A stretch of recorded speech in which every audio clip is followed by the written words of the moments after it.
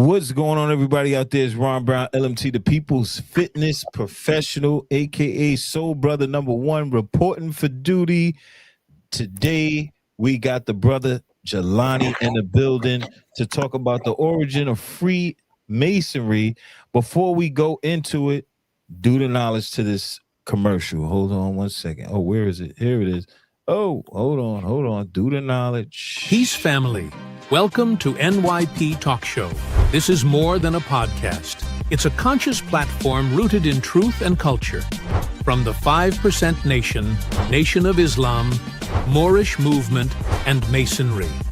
Our mission is to reclaim our narrative and uplift the African diaspora with real stories and real conversations.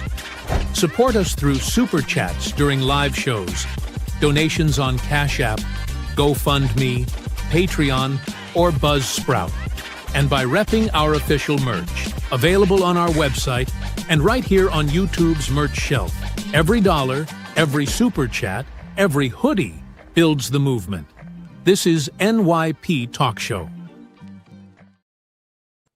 All right, Brother Jelani Bey, welcome back to the NYP Talk Show. It's been a minute. It's been about a year since you've been on this thing, right? I believe so, yeah. Yeah. So now we got you back. You know, it's been a long time. Haven't had you on. This thing just got super busy. It got busier than what, I expected it to be. But that's a good thing, right? So, and you were there from the beginning, from the very beginning. Anytime I ever asked Brother Jelani to come through and support, Brother Jelani is there. So salute to you for that. Really appreciate you. Now, now I want to talk a little bit about your history, just in case people don't know. We're going to go briefly into your history, and then we're going to go into the origins of Masonry. So if you can give people a little snippet of your history, take it away. Okay, are we talking about Masonic or Moorish history? We're talking about subject is Masonic, right? We're talking about Masonic. However, I want them to know, your works, like how long you've been, a Moor, putting in work and teaching the people, and also dealing with Masonry. All right, well, very well. I started my studies in Moorish science in the year 2000, but as far as Masonry concerned, that was 1997. I didn't know nothing about my birthright and nationality. My brother at work invited me to the lodge, and I went in. I got into a situation at the Grand Lodge where some of the brothers with higher degrees interrupted the conversation I was in and pretty much dismissed me. Like, brother, I don't mean, it wasn't even really like that. It's like, look, we got to talk about something, bro. Talk to you later. And that infuriated me, man. A young Moor, man, you know what I'm saying? Testosterone, ego. And I vowed that day that I would learn everything there is in Freemasonry so that no door can ever be closed on me again. In other words, it's not excuse me. It's, hey, bro, come on, let's go talk this business. Right. So fast forward to 2000. We started, I think Dr. York came out with a book on Noble Drew Ali. And we had, studied that, and we was listening to some of the things he was doing. And so from 2000 to about 2002, it was this freelance studying in Moorish science and different Moorish things. Then 2001, I was very extremely Afrocentric. All into Molifia Asante. I had met Naeem Akbar and Dr. Ben, and Listervelt Middleton had a show where he'd bring all these people on, and we would meet some of them in person. And metaphysics with Phil Valentine, and my man, I forget his name all of a sudden. Not But Bobby Hemmett. Bobby Hemmett. Matter of fact, Bobby Hemmett would do shows and we would show up and he would get cockier because we had already made the commitment. Nobody touched this man. We're going to touch you. We was like his on-site bodyguards when we came to see him. You know, we even did security at his house. You know, so brother met me in the street. I was in African garb, floppy hat, and everything. Brother walked up to me and said, "Brother, you know that's a sharp that garbage is fire. You know, what's your nationality?" You know, I told him African American. He said, "Brother, man can't be born on two continents at one time. Brother, what's your nationality?" We went back and forth a little bit, and he gave me a name and number and a website to look at. Me and the brothers beat that up, and then Brothers Aetherius introduced us. We went up to Charlotte, North Carolina, where we met Tierra L, Empress Anua Tierra L of the Tierra L Associates indigenous law firm, and also the Moab Pierre Cherokee Kiowa Nation. Well, we nationalized into the nation and also into the Federation Moorish Science Temple. That was under Supreme Grand Sheik Jelani Bey. And Sister Anua L was our sheikess. So her background was kind of limited because although she had been made a sheik, you know, she was a minister before that. So she would slip in the Bible concordance on us, you know. And shortly after that, Elder Todd Sharik Bey came to us and as a tribe and showed us the 8-page affidavit that came out of the Great Seal National Association of Moorish Affairs. Mm-hmm. And shortly after that, while visiting Philadelphia, we heard about a meeting in Brooklyn, and Kamal Bey was in charge of that meeting at the time. And, you know, we next thing you know, I was the emir for South Carolina, and Isis Shiva Il was the emiress for Georgia. Well, we worked with each other for quite a while, and I was given various assignments. When I got promoted to the East Coast Regional Commander for the Great Seal, at that time there was a question about the 222141 number, and controversy with Nakeem Bey and the Clock of Destiny. So as regional commander, I was assigned to investigate the whole situation. With Nakeem Bey? Huh? With Nakeem Bey? Oh, yeah. Oh, wow. Oh, yeah. You know, because all due respect to the brother, you know, the second principle is truth. You know, he was doing some questionable things. And Brother Yusuf Rami Bey, peace and blessings be upon him, had to confront him about it. And it later on got him into trouble with the organization where they was chasing him through Harlem. It got that ugly. And then when he came out with the new copyrights, well, my first assignment was to go to Cleveland, Ohio, and talk to the Clock of Destiny, the original members. And Brother Dumas Bey, who had gotten into an altercation with Brother Nakeem Bey at Uriel Bey's convention up north, he told us straight up, he says, "I don't have the power to give anybody the Clock of Destiny. My job was to do the printing, you know, the place for the printer, to make the books." Mm-hmm. That was his assignment.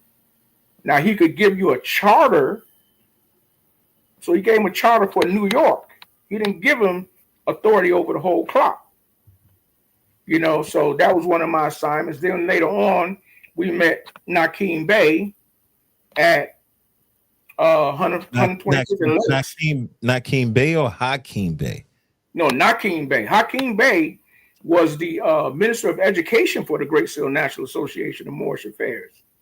And he had been there, him and Brother Ignitus had went to the clock at an earlier time, and they brought back the 10 lessons, you know, And because when we got there, they were looking at us sideways because they was like, hey, look, some of y'all done came here before and we didn't appreciate what they did.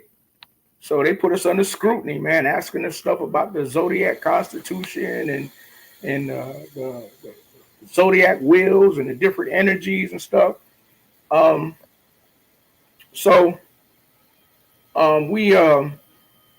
met him at 125th Atlantic at the Starbucks. We're talking about Nakeem Bey now. We're talking about Nakeem Bey now. Yeah. And it was myself, Sharif Aniel Bey, Isis Shiva Il, Kamal Bey, and Salahuddin Il. All right. And we wanted to know, bro, what you doing? And he explained to us that the 222141 had ran out. It had expired. So he put an additional page onto the work and got new copyright numbers, because after 50 years, if you don't renew the copyright numbers, any Joe Schmo can come along and get those copyrights and claim them for themselves. So I understood what he did, but on the surface, you know how we are. We'll take a smidgen of what's going on and run with it.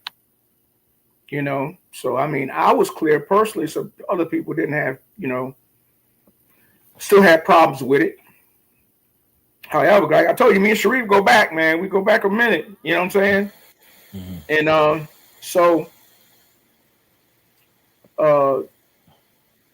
shortly after that, May 26, 2006. Well, no, 2005. That's when I was hanging with Elder Taj pretty tough. And we would go to Maryland, Baltimore, Maryland. And we would go to the embryo Moorish Science Temple in Baltimore. The leader was Supreme Grand Sheik Michael Ali Il. And he took Brother Taj and some more Moors and my Grand Sheik through the Adept Chamber. Hold on, more. The more you came on like just dropping fire. Hold on, I wasn't expecting all this, but yo, you hear the history? Yo, the history is crazy. All right, go ahead. My bad. Yeah, so and Michael Bey was in that group too that went through the Adept Chambers with the rest of the elders. And my Grand Sheik, Mayat Spirit Bey, out of Glenview, Texas, we had a conference in Greenwood, South Carolina, May 26, 2006. Myself and 11 other sheiks were then appointed Grand Sheiks. And before we were able to go down to Oyatunji Village, he passed away. So after that, I was conversating with other sheiks and stuff like that, and they just didn't get it. You know, I just wasn't satisfied. My heart wasn't satisfied. I mean, some of these cats are kind of prominent too. So in between that time, I was introduced to Grand Sheik Adar Bey of the Moorish Holy Temple of Science. Adar. And, yo, hold on. This is a classic already. Now, Adar, he's from like the South, right? Like Virginia or something like that? Originally, yeah. He was Virginia. We met during the days in the Great Seal. One of my responsibilities was to establish chapters of the Great Seal up and down the East Coast. And once I picked someone for a potential emir, I had to report to Sultan Yusuf Rami Bey and discuss their situation. If he saw favorable, Bey. Hold on. You saying a whole bunch of ill names right there. So Rami Bey, he's from Atlanta or something like that? No, Rami Bey. No. Yusuf Rami Bey was from Queens. Oh, he's from Queens, but he moved to Atlanta? No, he moved to Sumter, South Carolina. Oh, okay, yes. So I knew something like that. Sumter, South Carolina. So I was living in Greenwood, South Carolina at that time. So that's where I would get my marching orders. you know. So, you know, Adar was in Virginia, and he wanted a charter for the Great Seal. So I got him his charter. I got his stuff sealed and signed by Yusuf Rami Bey. And in turn, he gave me a charter for Moorish Holy. All right. So it was an exchange. It was a swap. Now, backtrack, because like I said, in 97, that's when I was introduced to Masonry. So by the time I proclaimed my nationality, I was already a 32nd degree Mason on the York Rite side. So that meant I went through the Blue House, the Royal Arch, the Knights Templar, the Shriners, and then my 32nd. You know, that was in 2002, 2003. See what I mean? And so when I came in to Moorish science, the first thing I recognized, once they taught us how to greet each other, I said, oh, no. That's how they do it in the lodge for a certain situation. See what I mean? Then when they come in and talking about standing on their square, I'm like, that's what they taught us in the lodge. Then when I took the Resurrector's degree out of Baltimore, reincarnated prophet jurisdiction, the press hands that were taught, they came straight from the Royal Arch, man. Straight from the Royal Arch. And so here I am coming into the movement, seeing the similarities of the jurisdiction I had been a part of for many years. And that's why I didn't understand the slander and the folly that was coming from Moors, you know, because of the similarities, you know. So then later on 2007, I was appointed lifetime chief in the United Washita Day Dog Demon. That's with Brother Aleem Bey. Dr. Aleem.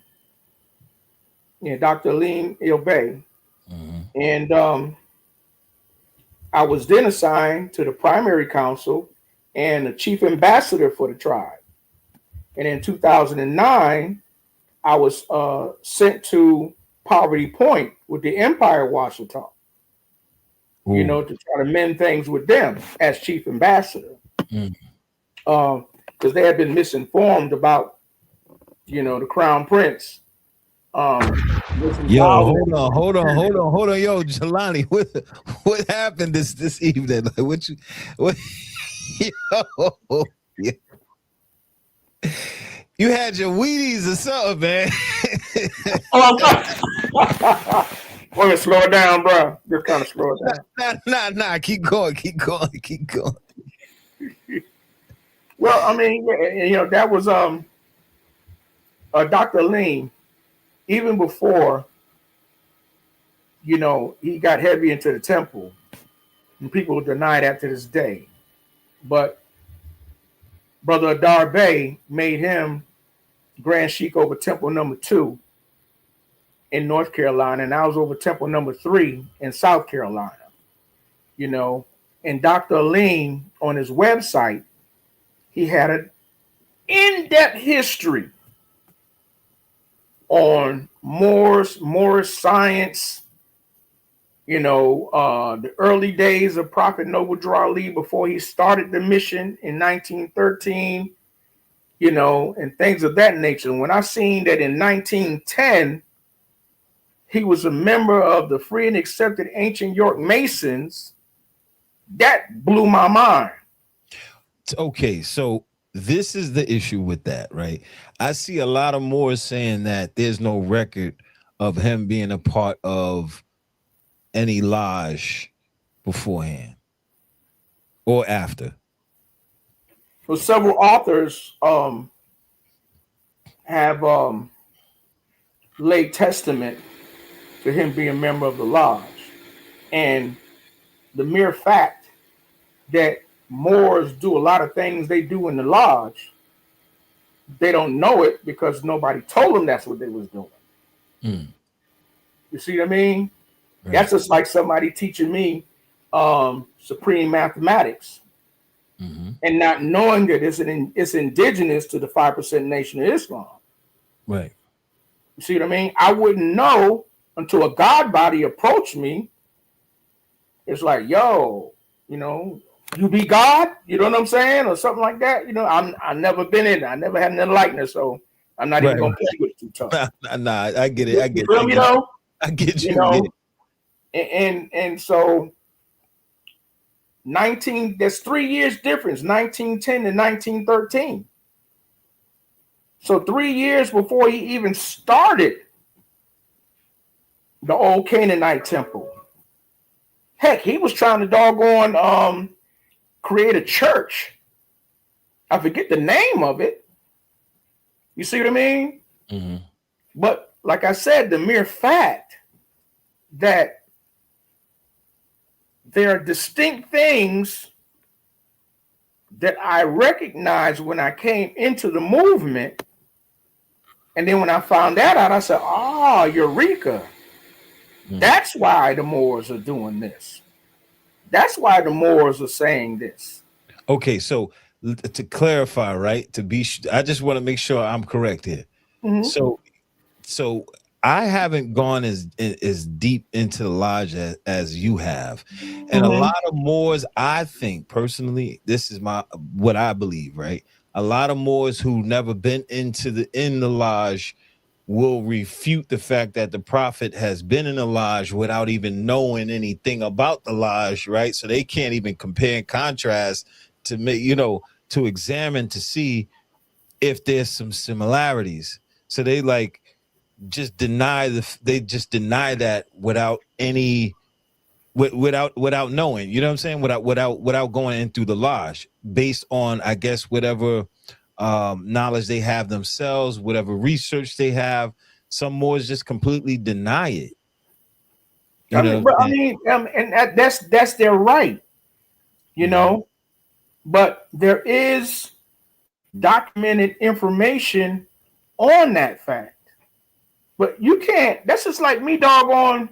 That's just like me knowing your history when you was a yellow belt. Mm-hmm. You know, then doubting that you're a 4th degree. Mm. See what I mean? Right. This is 1910. I mean, obviously the man was a scholar, searching for knowledge. You know, right. Suleiman Muhammad, one of the people he co-founded the old Canaanite temple with. He's the brother that came over from the east and told everybody they doggone temples was whack. I'm talking about Shriners' temples. Mm. So everybody, he's the only legitimate cat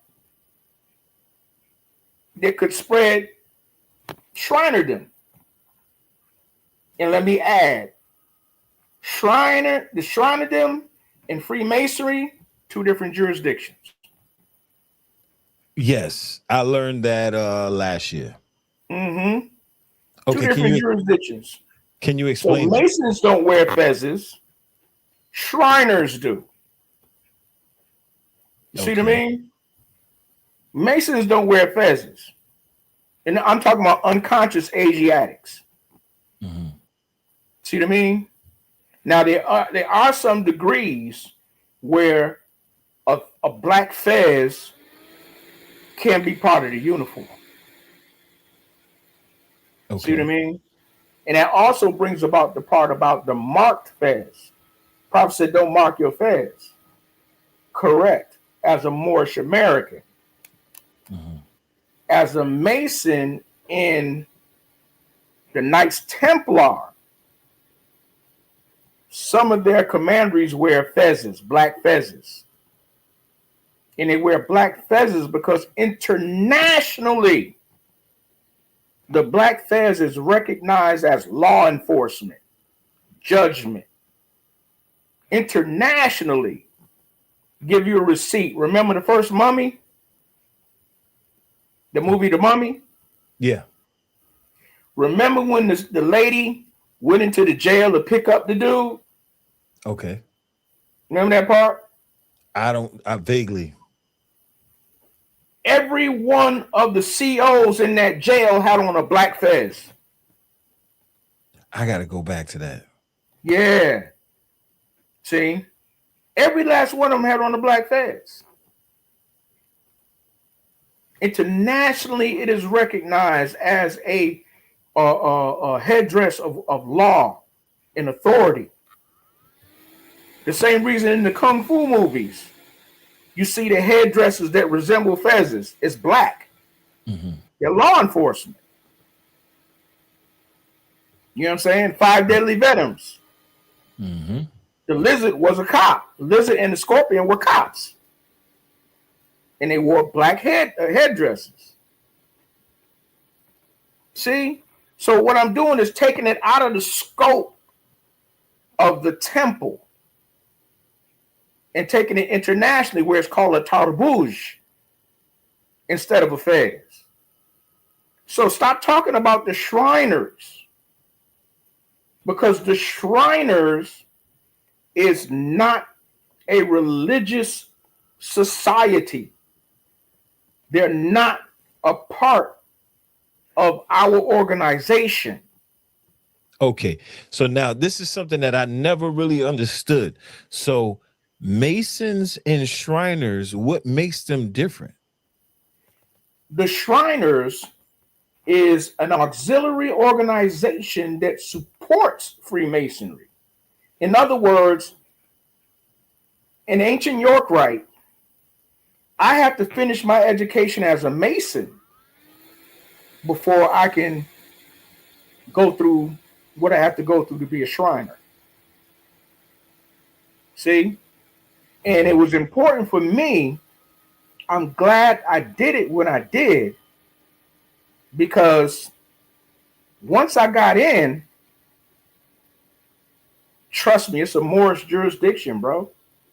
Ain't nothing European about what they doing. That's when I came to the realization that the European is copying us, emulating us.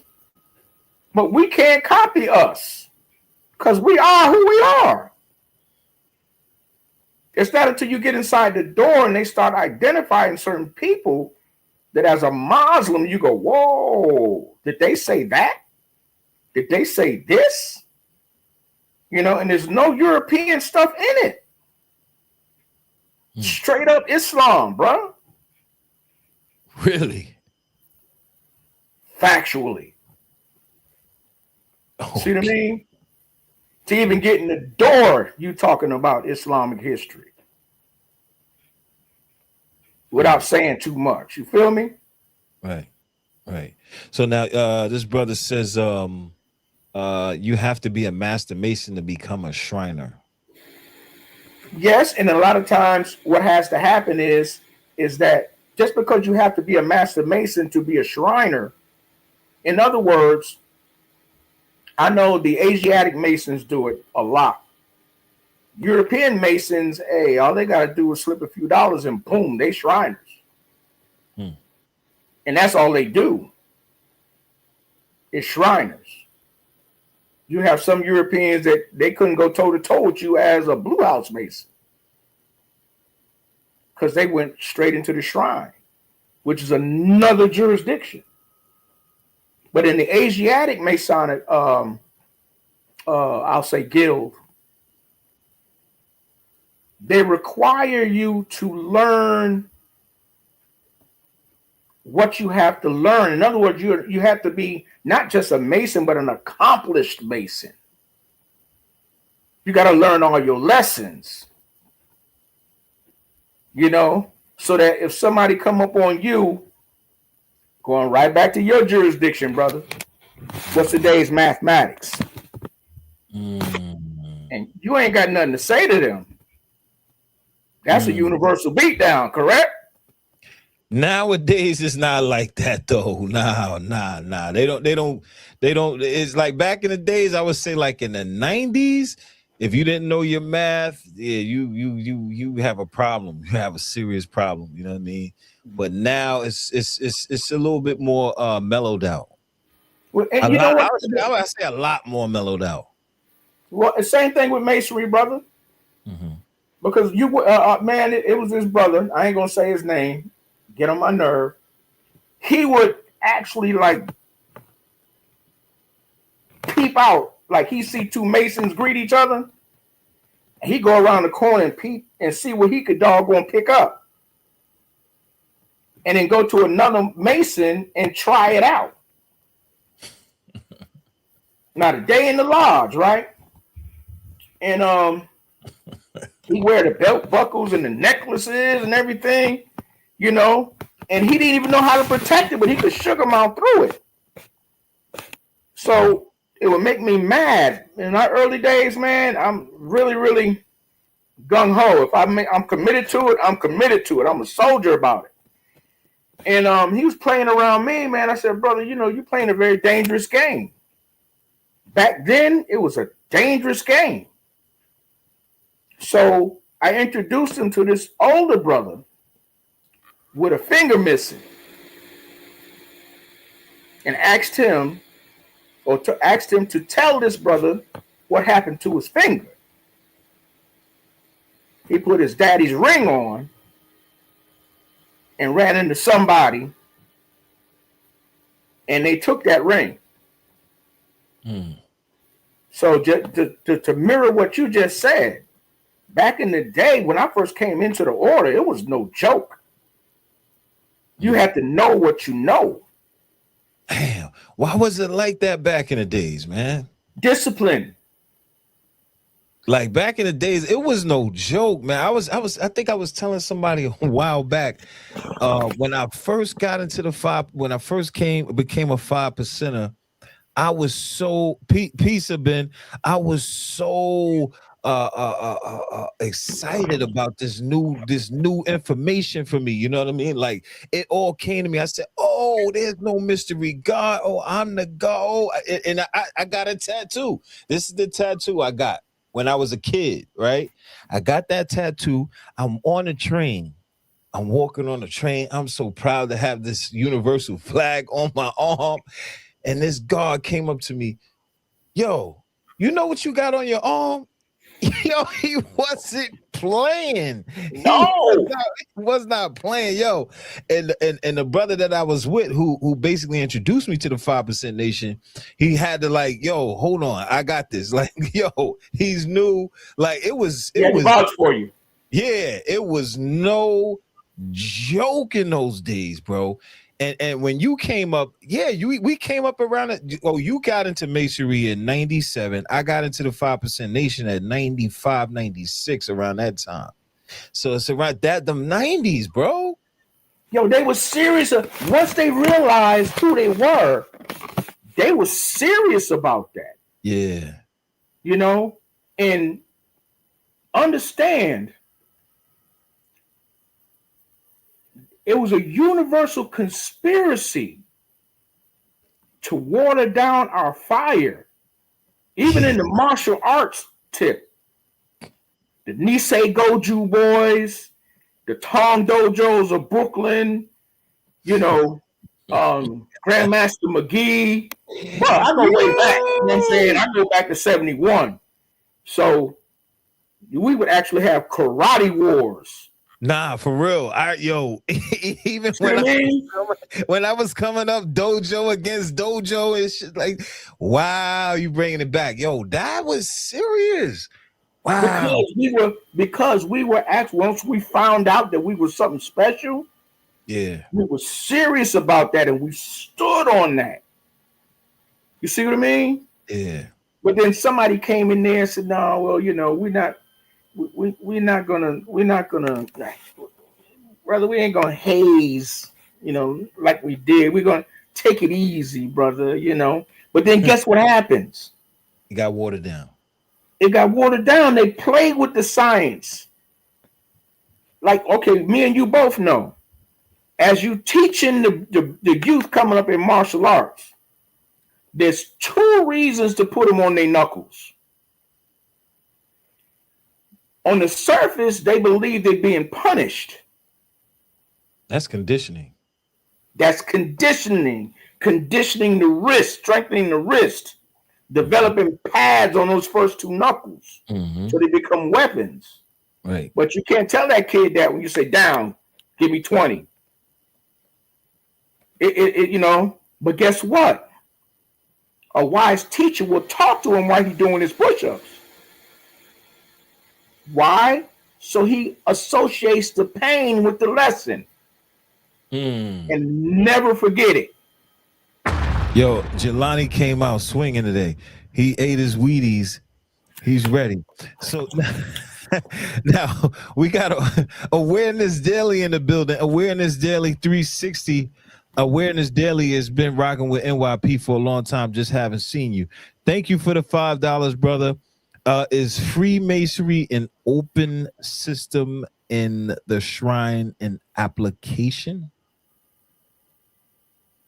That's a good question. If you Freemasonry an operating system, operating system, yeah. They're 2 different sets. They're 2 different systems. What taught me to compartmentalize was Freemasonry. If I'm in a conversation with a Blue House Mason, I'm not going to talk to them about Royal Arts information. I'm not going to talk to them about Knights Templar information.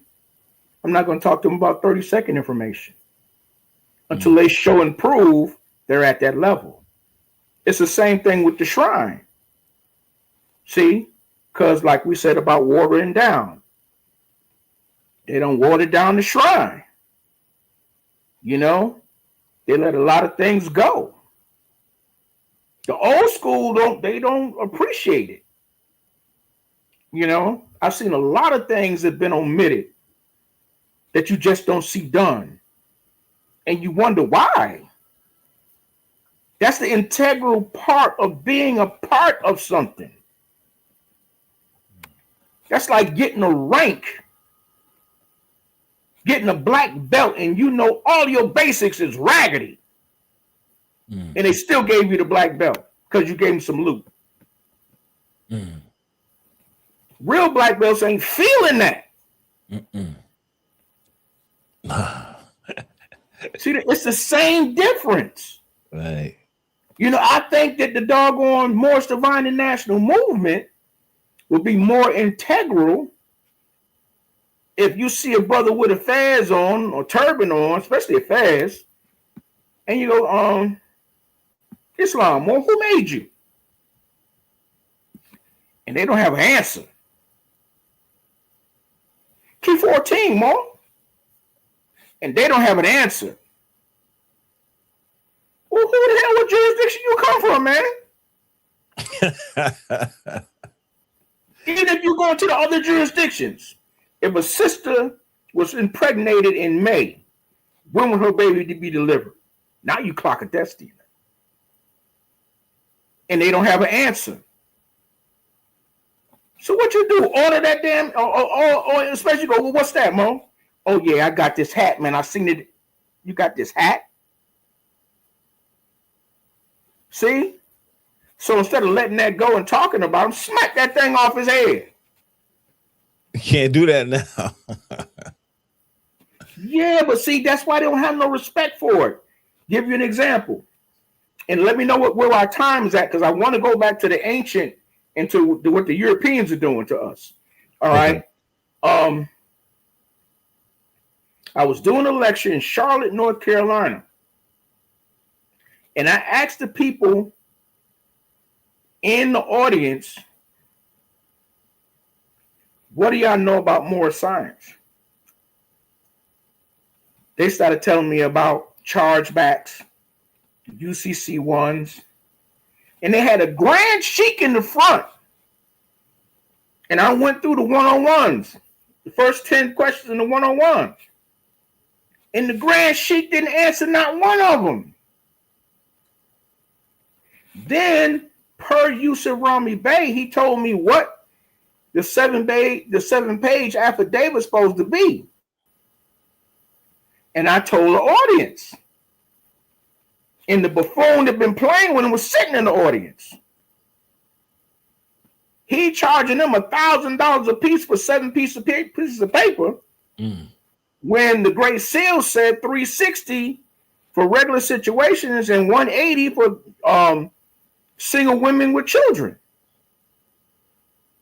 So the security, he tried to sneak out. The security commenced with the universal. Took all this stuff and everything. He went and got the police. All right. Police came. It was 3 of them. I came out there. And they was like, do we keep his stuff? No, man. He made all that garbage up, man. Let him grab that and slap that in the bag and let him take it with him. So the police go, what's going on here? I said, never mind. This is a Moorish affair. We got this under control. They stepped backwards, turned around like they supposed to turn around, and they left. And that scary dude ran behind them. He knew better than to stay there after police left. See, that's the type of respect between our two jurisdictions supposed to be. You know, whoever this dude is, he's an authority. You know, he has this situation under control. None of our business. That's the way it's supposed to be. See what I mean? I was at a function, and a Grand Sheik was getting some smoke from another Moor, and he threatened to go call the police. And I stepped in. I said, Moor, where your mufti at? What you mean? Oh, no, brother, the prophet said we must obey the laws of the land and the society in which you live. Brother, I ain't never seen Pookie or Ray Ray say Islam, Mo. You see what I mean? Unless it's Chicago in El Rukin demonstration, something like that. You know what I'm saying? But in other words, the average person on the street don't talk like a Moorish American. Right. See? So, and that's our main problem. We amalgamating. You know? I mean, it really, really irks me. And then we're going to go to this ancient thing that in 2025, the average Asiatic outside of the conscious community don't know what a Moor is. Don't know. Moorish, what's that? Huh? After 100 years or some change? What's that? That goes back to what we was talking about, watered down. Temple meeting is over with. Take your feathers off, put them in your hat box, and go upon the road, highways and byways, looking like Pookie and Ray Ray. That's the problem. That's the problem. Hold on, let me acknowledge. Thanks, Ben AB the Light for the $5. I really appreciate you, brother. Thank you. Now, we have about 15 minutes. I want you know, of course, you're welcome to come up again and again and again, because you know you're coming with the heat. Now, I now I know the subject that you know to keep with you. You know what I mean? So now let's go into what you said. You said you were going to go back to the Europeans and how they dealing with the Freemasonry. Well, it goes back to that old saying about the red ant and the black ant that you put into the jar, and they live in harmony, no smoke, until somebody from the outside shakes that jar up and gives the red ant and the black ant the illusion that the other one is trying to jump on them. Now you have war. So 4,000 BC, Asiatics were in the mystery systems and initiations and dealing with the 7 liberal arts and the sciences. See what I mean? Some of the same things you deal with in Freemasonry to this very day. So now, in 450 AD, this is when the Moors came in to Europe during their Renaissance. They call it Renaissance, so that's when we was teaching them. See, that was also around the year of the Black Plague, because their hygiene was messed up. They wasn't bathing. They was living in the same area with their animals. That movie 13th Warrior shows you that the kings were living in barns. See what I mean? So now, the United Grand Lodge of England says what gives them the permission to start their own National Grand Lodge is because they can trace themselves back to 1400 AD. Did you hear me, brother? Yeah. Yeah, so I just told you 4000 BC. We've been stepping off on the left and standing on our square. He went back to the years where they was doggone doing the Mason guilds. And they were being taught how to build bricks. Taught by us on how to build bricks. See? But they claim that's their authority to make their own United Grand Lodge or their National Grand Lodge. But then, right out of doggone Mackey's Law Dictionary, it says that the word clandestine means one who is covert or secretive.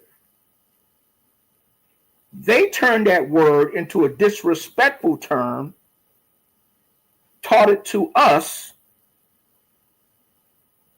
All right, let me pause there for a second, because in 1747,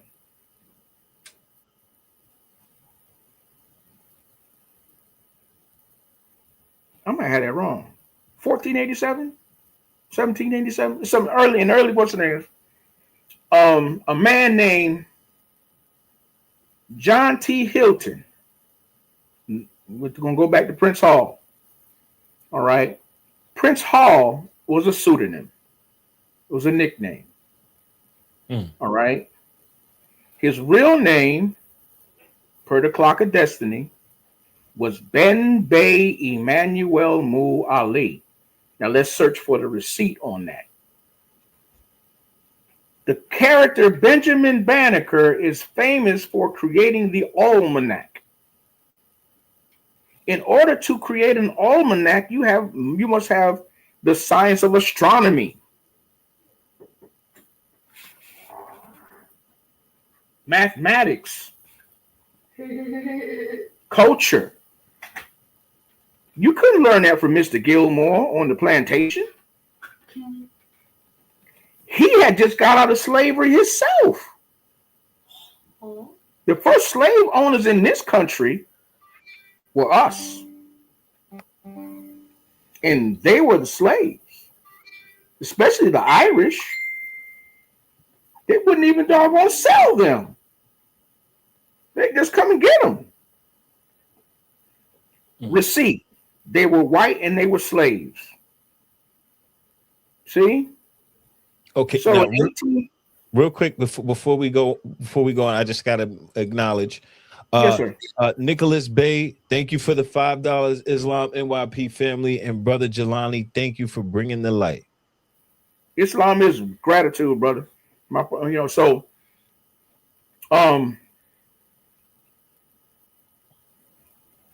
1770, and that's what cracks me up, because we got there in 750 AD, and we went through some things, and like 1492 and all that. After 1492, we were kicked out of England, or we were gradually pushed out of England. But we had already taught them, civilized them. So how is it that you created Masonry in 1717?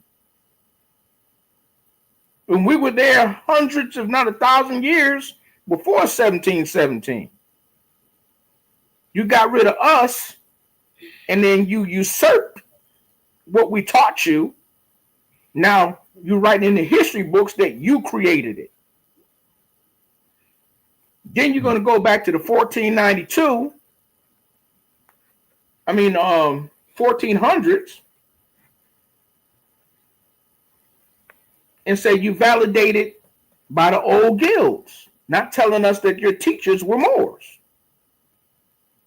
Then you tell the people that Prince Hall was the son of a French military dude and the mother of a slave.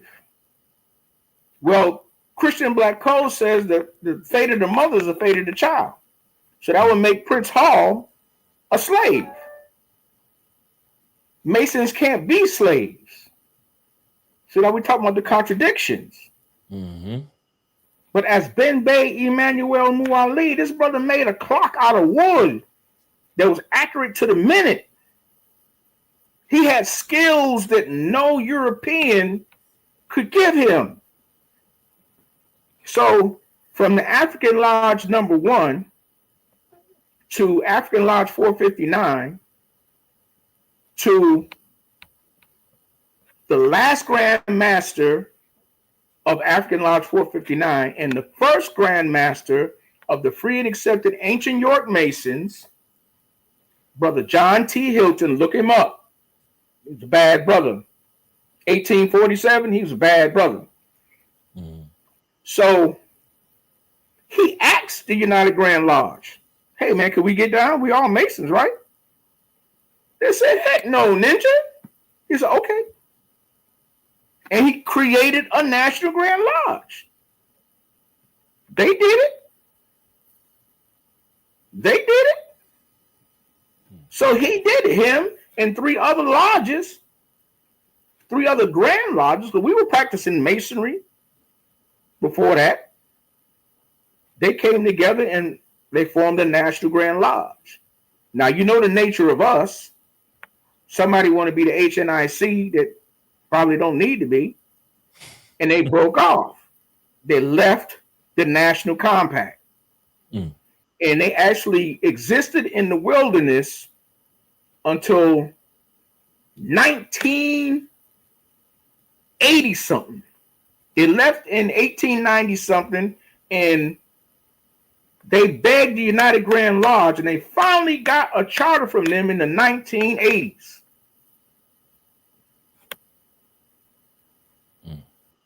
And it was they're the ones that came up with the phrase clandy or clandestine, which basically means that if the European Grand Lodge don't recognize you, then you're illegitimate. Right. There we go. Now you brought it home.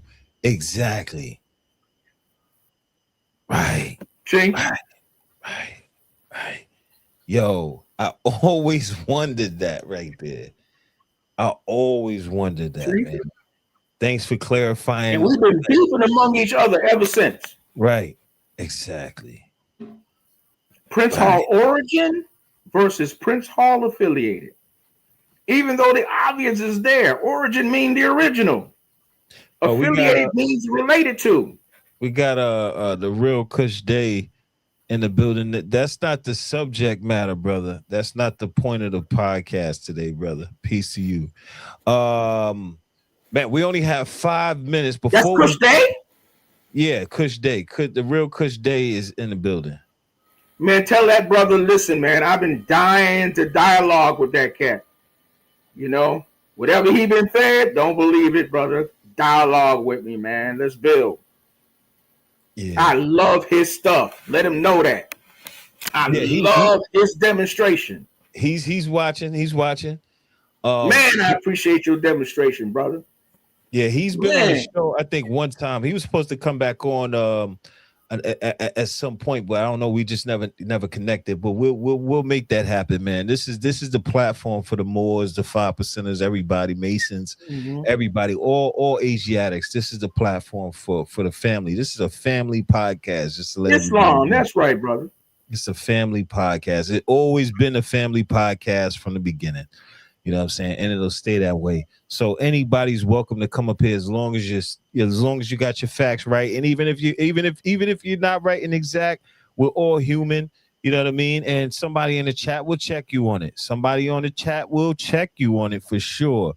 You know what I'm saying? But on that note, we only have 4 minutes. Let's conclude now. The brother Jelani is with the fam. He always been with the fam. He will be back up here. He came with the heat. He came with the heat today. You gotta rewind this whole podcast right here, because in the beginning, he started talking about some real history. Rewind the podcast from the very beginning. He has the history. Rewind that. Behind the door, brother. Exactly. Now on that note, wow, I got like this knot on my head right here. Anyway, so with Islam, everybody. Now, hold on. Where can we reach out to you at Jelani Bey? Jelani Bey, give them all your social media so they can reach out to you and inbox you and all that stuff. All right. Jelani Kalfani Bey on Facebook. National Grand Sheik Jelani Bey on Instagram. And Jelani Kalfani Bey on what's that joint with the little flag? Joint with the little flag is not you're not talking about Instagram. No, what's the name? TikTok. Okay, yeah, TikTok. TikTok. So that's his social medias. He'll be back up, and just in case you forgot, he'll be back up again. Thank you, brother Jelani Bey, for coming out this evening. I really appreciate you, brother Jelani Bey. Yo, who was that? That's man. Terrain Hicks is in the building. Terrain Hicks is in the building. You don't remember Terrain Hicks, Jelani, but yeah, we got to talk about that. Hold on. Would love to build Kush. Plug my phone. Plug my hold on. Kush. If you're still in the building, where's Kush at? Kush, if you're still in the building, we got the brother of AB the Light. Would love to build with Kush. Ben Yamin Bey on Facebook, if you will, brother. So thank you.